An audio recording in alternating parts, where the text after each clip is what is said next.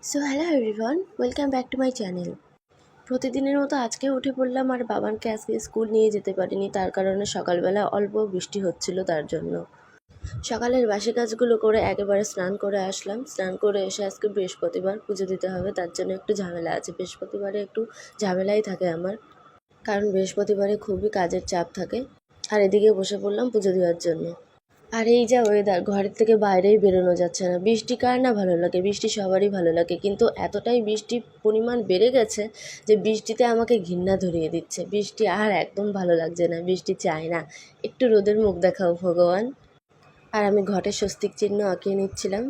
আর আজকের ভিডিওটা আমি বানিয়েছি, আমি যেখানে যাচ্ছি আজকে বাবান সেখানে যাচ্ছে, আমি যেখানে গিয়ে বসছি বাবানও সেখানে গিয়ে বসছে। দেখো, এখানে আমি পুজো দেওয়ার জন্য চলে এসেছিলাম, আর আমাকে বলছিল মা একটা নকুনদানা দেবে। নকুনদানা দিয়ে পুজো দিই যেহেতু, সেই নকুনদানা খেতেও খুবই ভালোবাসে।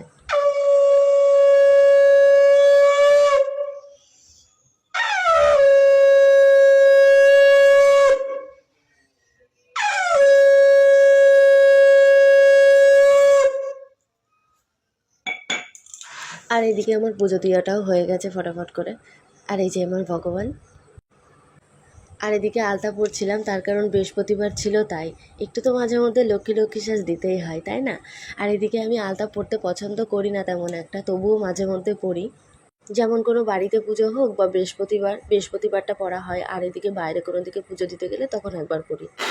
আর আমি আলতা পরছিলাম বলে বাবানও এদিকে আলতা পরার জন্য ব্যস্ত হয়ে গেছিলো।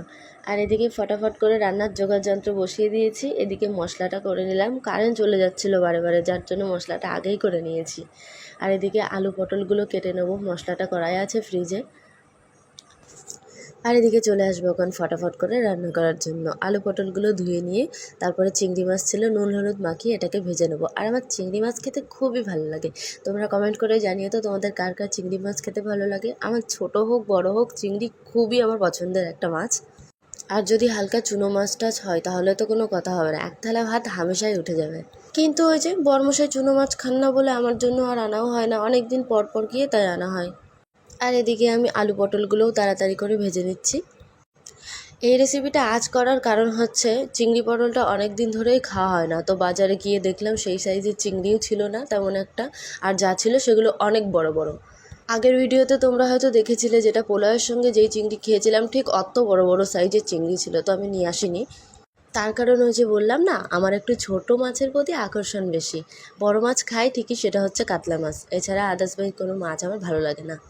আর এদিকে তোমাদের সঙ্গে কথা বলতে বলতে আমি মশলাটাকে কষিয়ে আলু পটলগুলো দিয়ে ভালো করে কষিয়ে নিলাম। আর এদিকে চিংড়ি